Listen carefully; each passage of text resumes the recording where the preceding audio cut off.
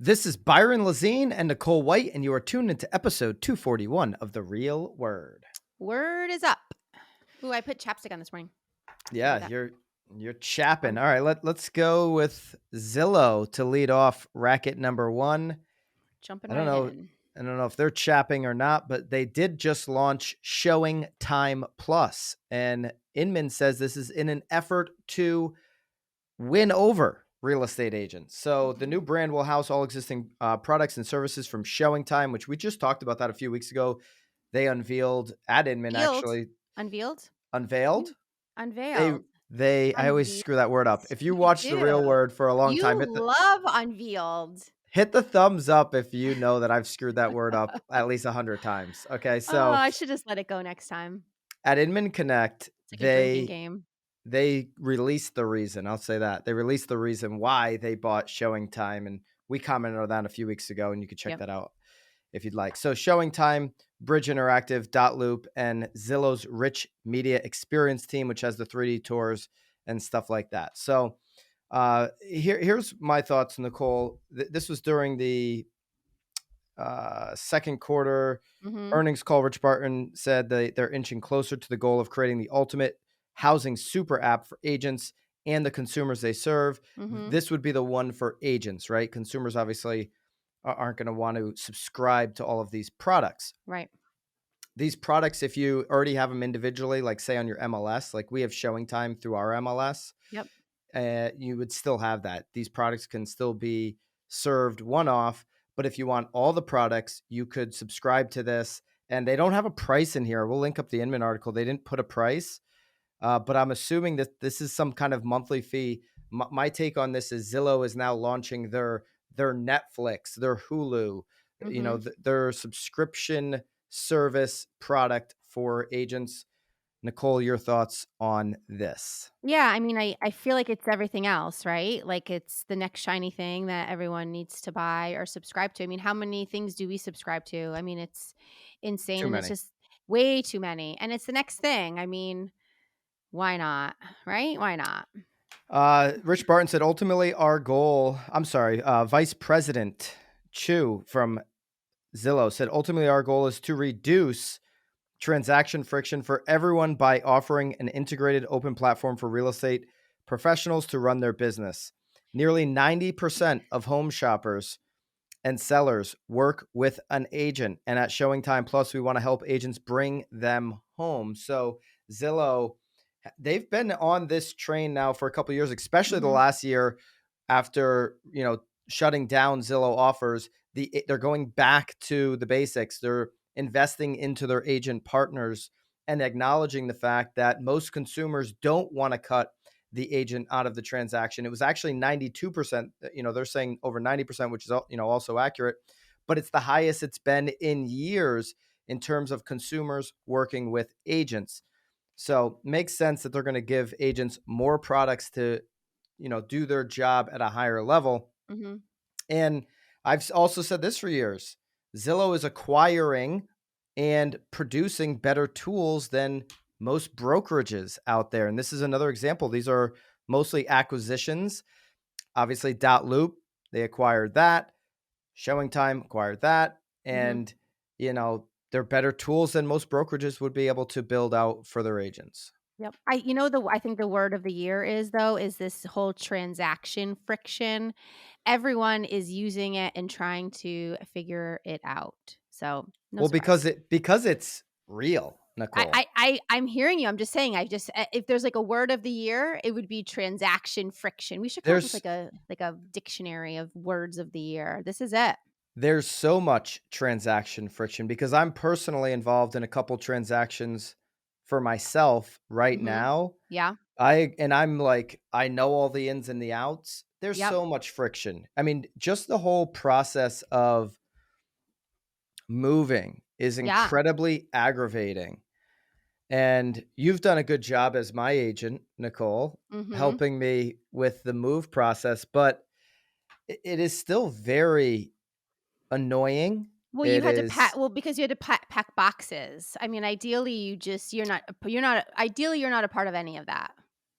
ideally I'm not, but Right. just the gathering of the information of what's the best way to get it all done is not fun. It's not a fun process. I'm thinking we need to, for our team, we need to create a better process for people that are moving. I'm telling you right now, because it is just Yeah.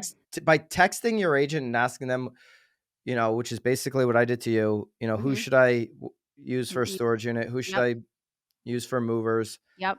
That wasn't a fun process either. I really would have rather it been. What, did you want me to call? And, like, I actually did call them. I got you a figure, I got you a I know. size.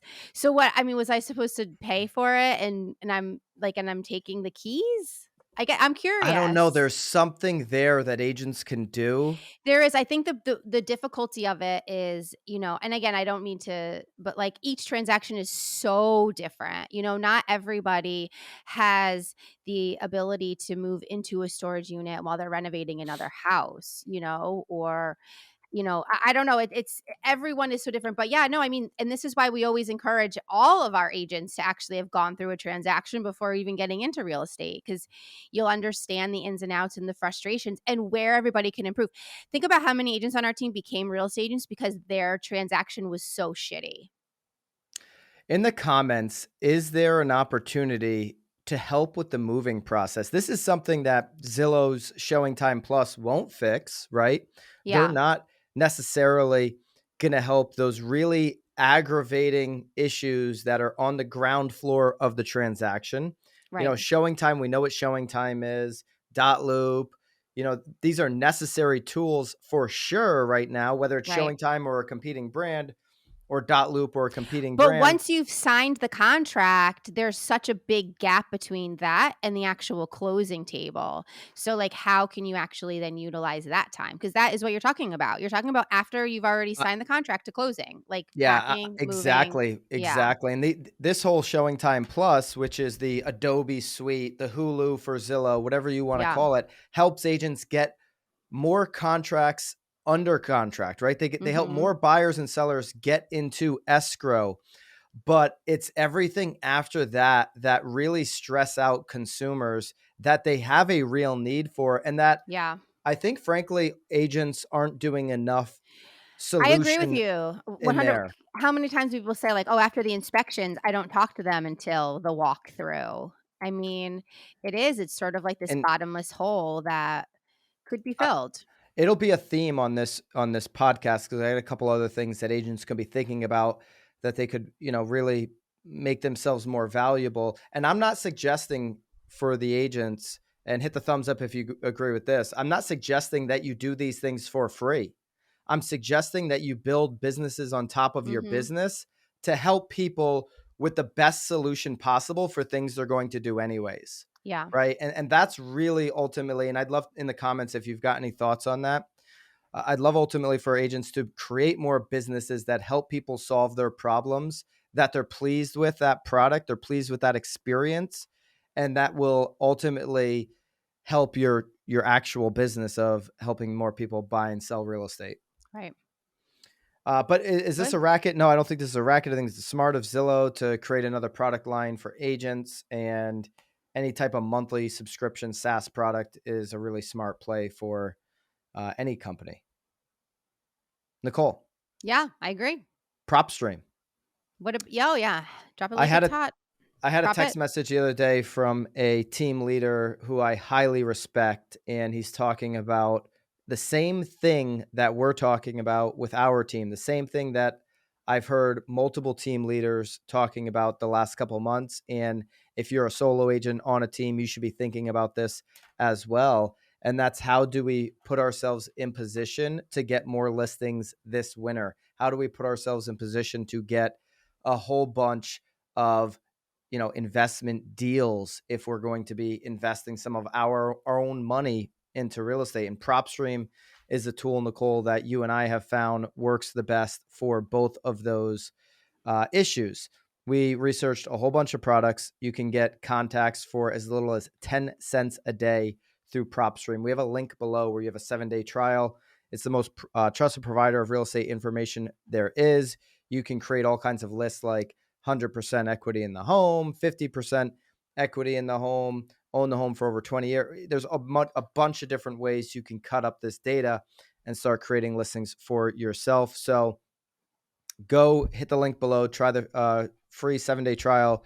Doesn't hurt to go test the product and actually start creating some lists and seeing if it will work for you in your market. And the bonus, there's a bonus. Bonus. This Friday. This Friday. Is it something dropping on Friday? Something probably is dropping on Friday. What is it? Yeah, didn't you have an interview? Doesn't something happen this Friday? We get to hear all about it. Is that this Friday? Ask Bobby. Bobby, It is is that this this Friday? Friday. Okay, good. It is this Friday. Good. I've got a podcast with PropStream that goes into all of this Friday on the BAM channel. So make sure. Thank you, Nicole. Yeah. Nicole is on the game. I'm flustered because of everything going on with this. I know hurricane. you have one foot out the door, fleeing to Miami. If you're watching on YouTube, I'm actually wearing a T-shirt, my favorite T-shirt of all time. You my are. Sweat Equity T-shirt. You probably haven't even showered. I should have put my PropStream T-shirt on. Well, there's many things we all should have done, but this is my second favorite T-shirt of all time. My PropStream T-shirt's actually my favorite. Here we are. But yeah, I'm totally flustered because we'll talk about that in a second. But we'll talk about it right now. I mean, subscribe to this YouTube channel. Don't miss that podcast I do with PropStream where we talk about everything you can possibly do on the platform. Let's go to racket number 2, Nicole. Yep. Speaking of Hurricane Ian. Why do I want to say we had Irene 11 years ago in Connecticut. Maybe. But that's why. I still have scar tissue from Irene. We're not going to talk about the hurricane just yet, but this is in relation to hurricanes. This is an actual real CNBC article. Okay. So we'll link it below. If you don't believe it, it's a real article. It's a real thing. Amphibious houses and floating cities could protect coastal communities from sea level rise. Okay. That's the headline. The floating city will consist of multiple islands, so to say, but one island is 1.6 hectaacres, which is about 4 acres. It fits around 3,000 people. These cost anywhere, Nicole, for 3,000 people, from 150 to 200 million. So let's say it's 200 million. That's about $66,000 a person.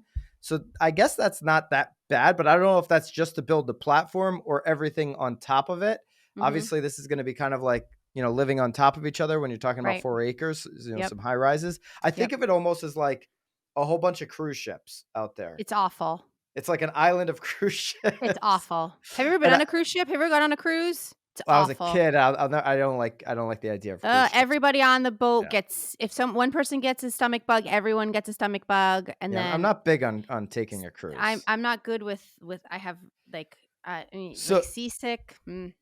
So, a contractor could do such a retrofit for $20 to $30 per square foot, but caution, the federal management agency currently discourages this type of building practice. How would they build it? So they were talking about retrofitting your house, and I can't. I'm throwing it in the ocean? No. Your house would be amphibious. Oh, so if in case the flood comes, water, yes, your house, it? Which doesn't make sense because they have you. It almost sounds like they're raising your house, but then they're putting these like flotation devices underneath. Is there an anchor so you don't just float away to the next county? Or well, I'm assuming the steel beams that you're like. It sounds like the raising of your house should be enough, but then it's talking about there being a crawl space with these like buoyancy items. It doesn't really make a ton of sense. They're definitely discouraging people from it. But again, this whole floating island sounds even worse. The reason why this article is trending on CNBC is obviously Florida's bracing right now for Ian. We're going to talk about that in a second. I'm bracing myself because I'm down here in what is like almost going to be, pretty close to the eye of the storm. You were in denial. You've been in denial till this morning. Well, they've gotten it wrong a bunch of different times. We won't even get into that. Hurricane Fiona obviously just devastated Puerto Rico. Puerto Rico coming off of the heels of, a bad hurricane just a few years ago. And, so we've seen the flooding in Pakistan this year. That's taken over 1,600 lives. That's just insane to think about how much flooding they've had to deal with. And so there's real issues, obviously, with flooding. Now, that being said, when I think about Hurricane Ian, and the eye of the storm at one point was heading towards Tampa, and now it's going to be south of Tampa, which is I why think they're I'm a little saying concerned bringing. Sarasota, right? Yeah, now they're talking about Sarasota, but now they're talking Mhm, about Venice, which is south of Sarasota. It just keeps crawling back to Naples, where I mhm. am. Yep. But when they were talking about going eye of the storm to Tampa, do you realize that an eye of a hurricane has not hit Tampa since 1950, Nicole? You Yeah, think Florida, you think these coastal communities, and you think they just get hit with a hurricane every year. Not the case for Tampa Bay. right. Tampa hasn't been hit since 1950 with a storm directly into Tampa Bay. And so then they were talking about, okay, the storms before that. And for like 30 or 40 years leading up to 1950, there was like 3 or 4 storms. So you had a Mhm. spurt of like, as 40 years, we had one per decade. Well, now there hasn't been one in like 75 years. And so are you really going to spend, to me, 200 million on a cruise ship out there in the middle of the ocean? Like, let's put the photo up of, if you're on YouTube, of Well, how you're talking ridiculous just specifically, this though, of city. Florida. I'm talking about this amphibious home idea from CNBC, because that's what we're Yeah. commenting on. We're commenting on if this is a racket or I not. know, This is the but if you're biggest but if you're racket. talking about Puerto Rico or I mean, there are plenty of places that get hit with storms regularly. Maybe Absolutely. just not your Florida Islands coast, islands have but been hit for yes. hundreds and hundreds of years. My Yes. point is, they've always gotten hit. I'm not saying that hurricanes aren't getting stronger Yeah. and more intense, and these types of things. There is some data that does point towards that, albeit this has been, up until this point, a pretty slow hurricane season. Now the last couple of weeks have been very Yeah. devastating.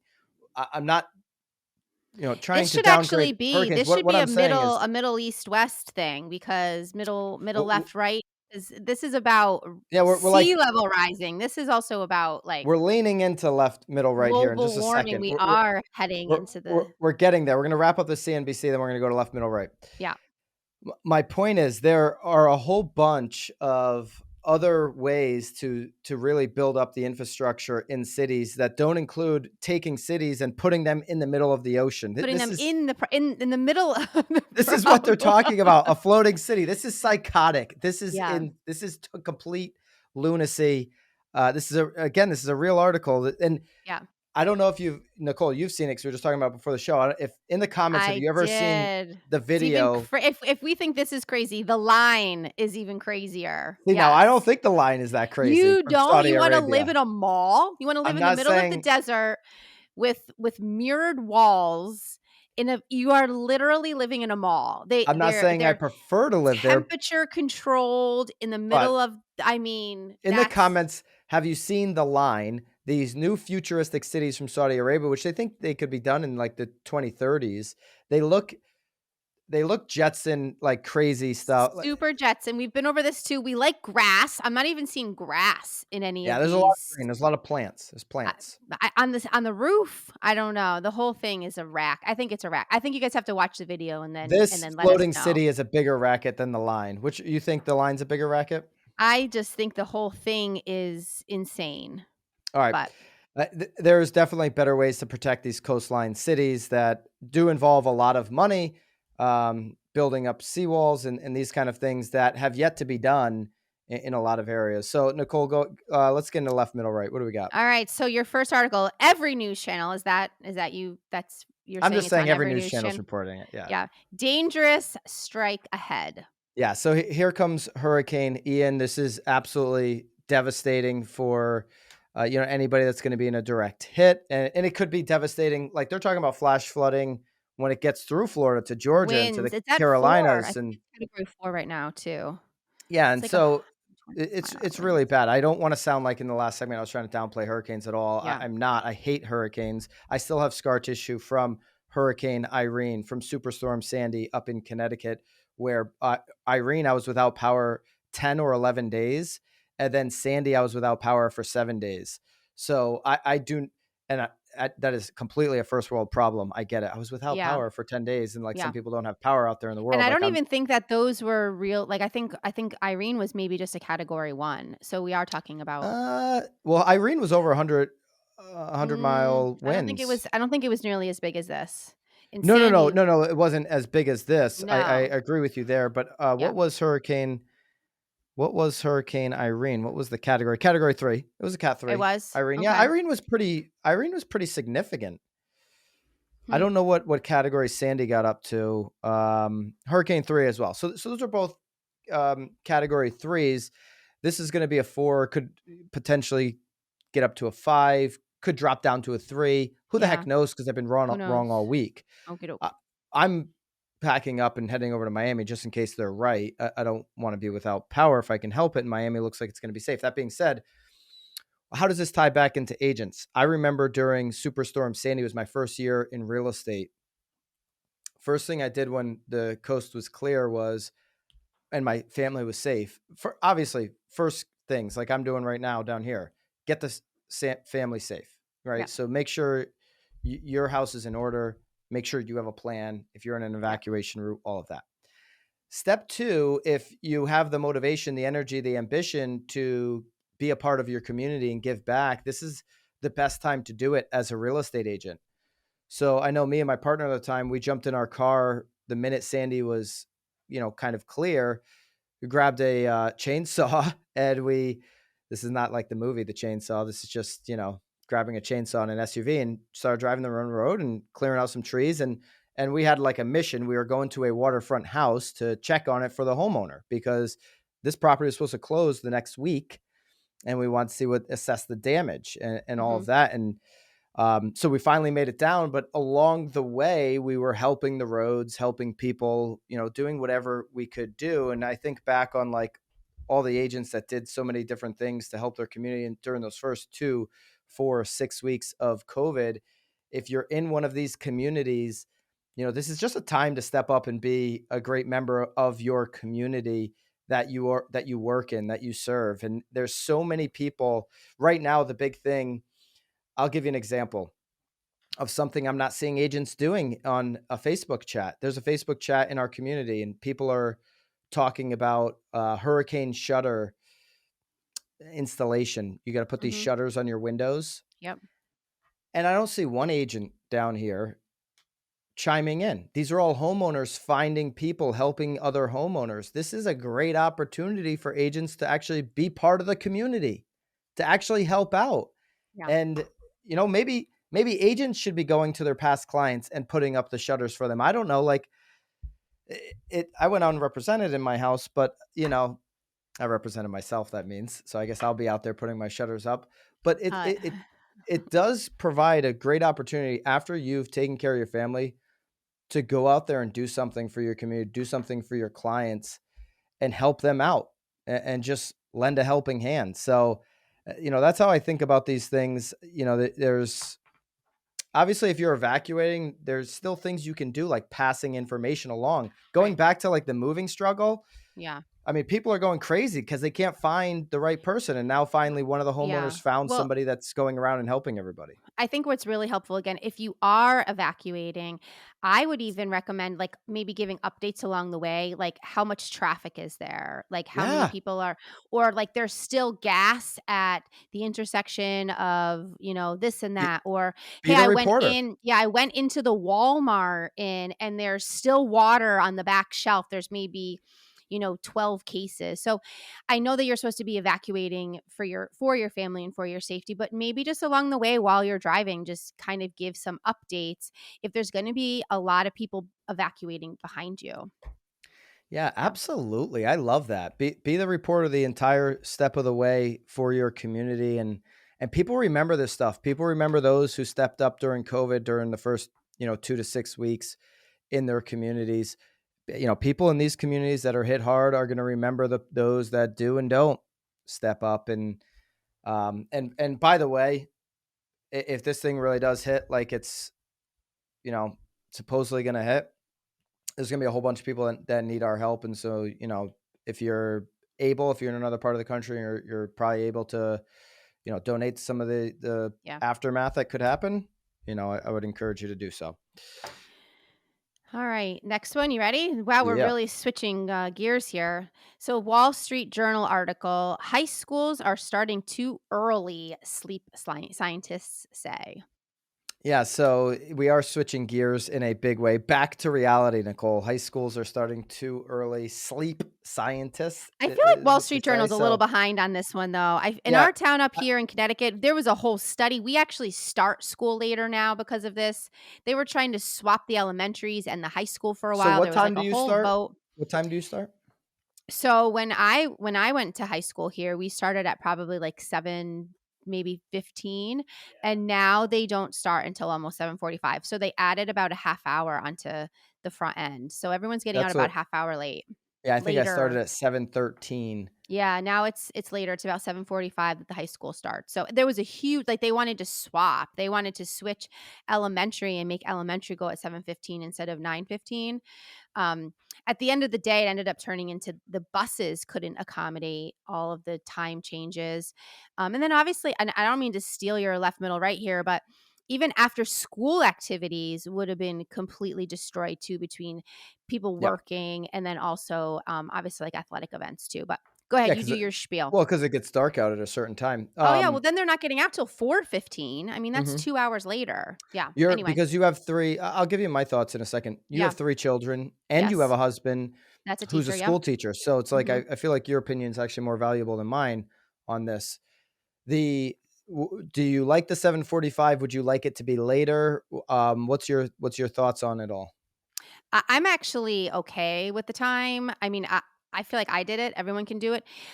I will say that my oldest doesn't do sports, so it's not like she's doing the sports and having to do homework. So there's it, at the end of the day, it really boils down to your nighttime routine. If you have Mhm. your nighttime routine in check, your morning is no problem. I mean, I have no problem Yeah. waking any of my children in the morning as long as we're going to bed at a reasonable hour. No one is up past 9:30 Yep. or sometimes even as late as 10. I mean, it's just making the responsible choices on the front side for Yeah, sure. there's a couple things here. It's you nailed it. Number one, it's accountability with the parents on the nighttime routine. Yeah. Can you get your kids into bed? If you can't control your kids, you can't get them into bed. That's on you, right? And Yeah. so that's a big part of it. The other part of this that I think is overlooked is, and it's probably not in this study at all, is I agree. Number one, that kids need more time to sleep, but then you're getting into work, and how do you get those kids if you were starting at say 8:30, then how do you get those kids into school if you're already starting your workday? So that's a struggle for sure. Right. And would employers be able to accommodate those needs? I think many would, but depending on where you work and all of that. In a perfect world, kids would get more sleep. This is their developmental years, and I think that would be beneficial. But I also think in the real world, we work 12 months of the year. And so I have a solution for this, Nicole. It's called kids going to school year round. Just like humans work year round, let's actually prepare them for the real world. And the real world doesn't stop for 2.5 months so you can eat Cheetos and jump in the pool and do nothing. So why not going to school year round, skip that first period, go into school at 8:30, get the extra sleep, but you make up that first period all Throughout summer, the and year. and the Yeah. problem is solved, Nicole. I have now just solved it for the sleep scientists who Mhm. are worried. I've Yep. solved it for, All those all, teacher union workers are gonna love that. the teachers can now, basically collect a paycheck year round. Okay, they can get a little bit of extra sleep, Mhm. and nobody's missing after school activities because you're just having a shorter school day. You're getting Mhm. out. Maybe you make after school activities mandatory for all. Maybe you make this, you got to do something after school because you're getting to Wow. sleep in. I think you could make it really All of this just for sleeping. all of this for an extra 45 to an hour sleep. In the Now it's comments, let me know. mandatory events after school. Let me know if you think I am psychotic, if this is a little authoritarian, if you Mhm. will. But that's the way I would go if it was me. Mhm. Yeah. And then I would get these kids doing internships for their local real estate agents. I mean, I agree with internships for sure. More Yes. internships for Ooh, sure. that's what we should be doing. We should be having interns for packing, right? Oh my gosh. I'm just trying to go full circle here. They'd be the worst Packers. Yeah. All right. All right. Anyway, I be appreciate safe, it. I gotta please. run. I Drive gotta go to Miami. carefully. I know, enjoy. But If hey, maybe document it along the way. Show us where the gas is. there's no gas on Alligator Alley, and I'm driving a Tesla over there. I'm screwed if they run out of power. I'm screwed once I get over there. If Yeah. you're in Miami this week, hit me up. Maybe we can connect. I'm hoping Miami we don't lose power. All right, that's what Did I'm you get a hoping. room yet? You get a hotel room? I Is got it a packed? hotel. Oh, good. So it's not Yeah. full yet. See, so let people No. know there's still rooms available. There are still rooms available. Mine is secured, so now I can let everyone know there are rooms available. All right, well, drive careful. All right. Careful. Appreciate it. Consider subscribing to BAM YouTube. Consider hitting that 7-day trial for PropStream down below. We'll see you guys next week. See you guys.